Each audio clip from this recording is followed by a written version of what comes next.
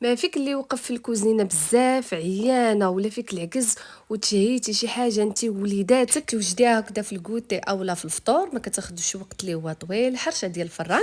هنا في اناء خديت 3 ديال الكيسان ديال السميده اللي كتكون رقيقه، غنضيف عليها نص كاس ديال الزيت العاديه، وهكذا غادي نخلط السميده مع الزيت مزيان تدخل لينا هكذا الزيت في الحبيبات ديال السميده. من بعد غادي نضيف لها واحد شويه هكذا ديال الملحه، وغادي ندير واحد هكذا الفاني، واحد ساشي ديال الفاني، ونص كاس ديال سكر سنيده، وبيضه كامله وخماره، وهكذا واحد شويه ديال الخميره حبيبات.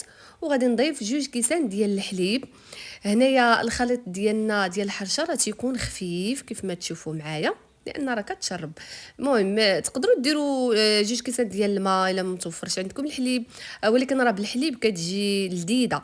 من الافضل ديروها بالحليب. هنا خديت مول، هذا مول كبير شويه، كندهنوه هكذا بالزيت ولا بالزبزه، وكندردروا عليه السميده، كنديروا عليه الخليط ديالنا ديال الحرشه، كنسرحوها مزيان وندردروا عليها من الفوق السميده. الفران تيكون سخون من قبل، كنطيبوها على نار اللي كتكون متوسطه من التحت ومن الفوق. كتشوفوها معايا كيفاش كتجي هكذا محمره وكتجي هكذا لذيذه وهشيشه.